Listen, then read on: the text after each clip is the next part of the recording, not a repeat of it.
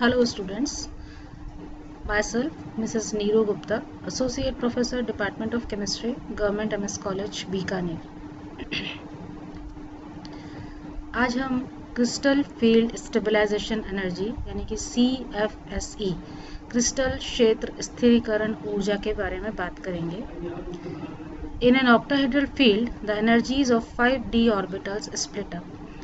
3 orbitals are of lower energy, that are T2g, and while 2 orbitals are raised in energy, these are EG orbitals. Also, the electrons always prefer to occur an orbital of lower energy. In case of D1 system, the d electron will prefer to occupy a T2g orbital and is this therefore stabilized by an amount equal to 0.4 delta O or 4 dq. The amount of stabilization provided by splitting of d orbitals into two levels is called crystal field stabilization energy or CFSE. Thus, in octahedral field, for each electron that enters the T2g orbital, the crystal field stabilization is minus 4 dq, and for each electron that enters the EG orbitals, the CFSE energy is plus 6 dq. Now we can calculate the octahedral complexes for different d orbitals configuration. Dear students, CFSE का मतलब क्या है? ये वो ऊर्जा है, वो amount of energy है जो डी ऑर्बिटल्स के दो लेवल्स में स्प्लिट होने पर प्राप्त होती है। हम जानते हैं कि जब स्प्लिटिंग होती है तो lower energy orbitals T2g orbitals होते हैं और high energy orbitals EG orbitals होते हैं। एवरेज एनर्जी लेवल से T2g ऑर्बिटल्स -4 dq नीचे होते हैं और EG orbitals average energy level से +6 dq ऊपर होते हैं। तो इलेक्ट्रॉन्स स्प्लिटिंग के बाद जब फिल करते हैं तो हम जानते हैं कि इलेक्ट्रॉन्स पहले लोअर एनर्जी ऑर्बिटल्स में जाना प्रेफर करते हैं। इसलिए D1 सिस्टम की अगर हम बात करें तो इलेक्ट्रॉन्स पहले T2g ऑर्बिटल में जाएंगे और वहाँ उसकी ऊर्जा 4 dq के बराबर होगी।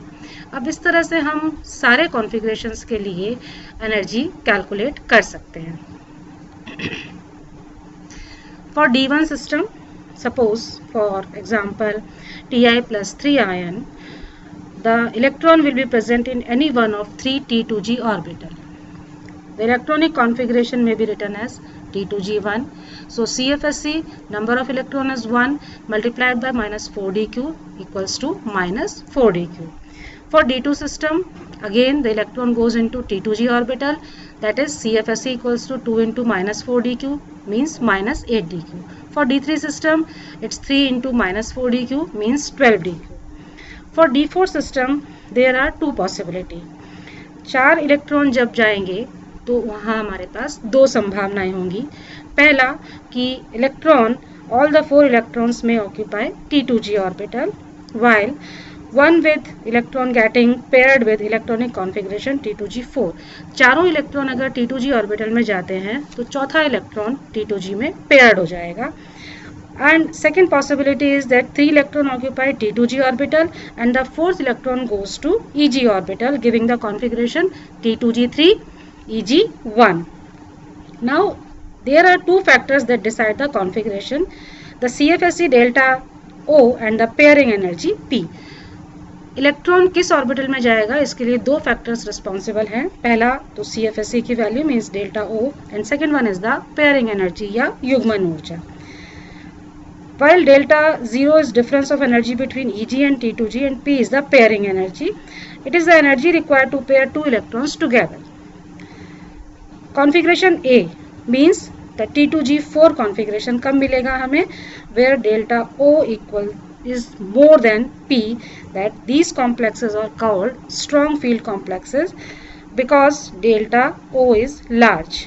अगर डेल्टा O की वैल्यू P से ज़्यादा होगी तो हमें स्ट्रॉन्ग फील्ड कॉम्प्लेक्स मिलेगा क्योंकि इस केस में डेल्टा O ज़्यादा है। In this case complex has less number of unpaired electron as is called low spin complex.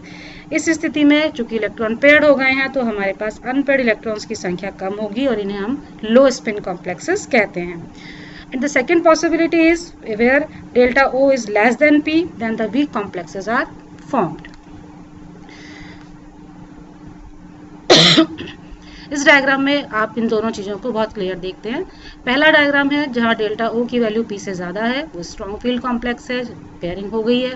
और जहाँ हाई स्पिन कॉम्प्लेक्स है, मतलब इलेक्ट्रॉन T2G में नहीं गया, जबकि हमें कॉन्फ़िगरेशन T2G3 EG1 मिला है, तो हाई स्पिन कॉम्प्लेक्स बना है. Electrons tend to enter the orbital with smaller energy or involving smaller energy change. If greater energy is involved in moving to the higher EG orbital, they prefer to pair within T2G orbital. On the other hand, if greater energy is involved in pairing of electron, they prefer to occupy higher energy orbital, means EG orbital. Thus, for a low spin complex, अगर हम CFSE calculate करें तो लो spin complex में चूंकि चारों electron T2G orbital में है, means 4 × -4 -16 DQ CFSE होगी.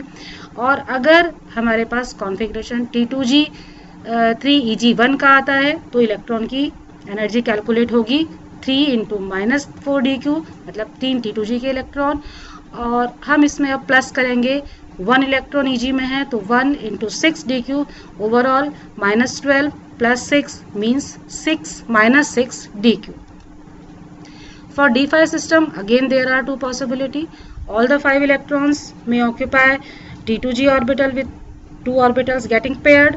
जहाँ पांचों इलेक्ट्रॉन्स T2G में चले जाएंगे तो वहाँ इलेक्ट्रॉन के लिए हम CFSE कैलकुलेट करेंगे 5 × -4 DQ + 2P, means -20 DQ + 2P हो जाएगी क्योंकि 2 इलेक्ट्रॉन्स पेयर्ड हुए हैं. और वीक फील्ड के लिए CFSE का हमारे पास कॉन्फ़िगरेशन होगा T2G3 EG2, means 3 × -4 DQ + 2 × +6 DQ, means -12 + 12 means 0. For D5 configuration, the CFSE for weak field complex, it is up to 0.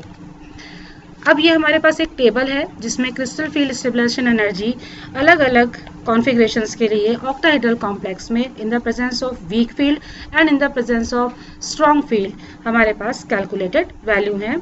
D1 के लिए, D2 के लिए और D3 के लिए वीक फील्ड और स्ट्रॉन्ग फील्ड में CFSE की वैल्यू सेम होती है.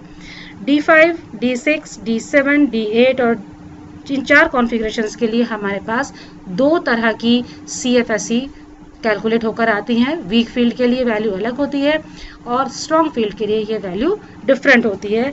For D9 and D10 again the same CFSE for weak field complexes as well as for strong field complexes. तो ये एक सिंपल कैलकुलेशन मेथड है जिससे हम ऑक्टाहेड्रल कॉम्प्लेक्सेस में d ऑर्बिटल्स की स्प्लिटिंग के बाद जब इलेक्ट्रॉन्स का रीडिस्ट्रीब्यूशन होता है ऑर्बिटल्स में, तो उन ऑर्बिटल्स में अकॉर्डिंग टू देयर फिलिंग हम D1 से लेके D10 तक CFSE या क्रिस्टल क्षेत्र स्थायीकरण ऊर्जा को कैलकुलेट कर सकते हैं. और ये बहुत एक इजी मेथड है. इस इजी मेथड से हम किसी भी ऑक्टाहेड्रल कॉम्प्लेक्स की CFSE in the presence of strong field as well as in the presence of weak field calculate की जा सकती है.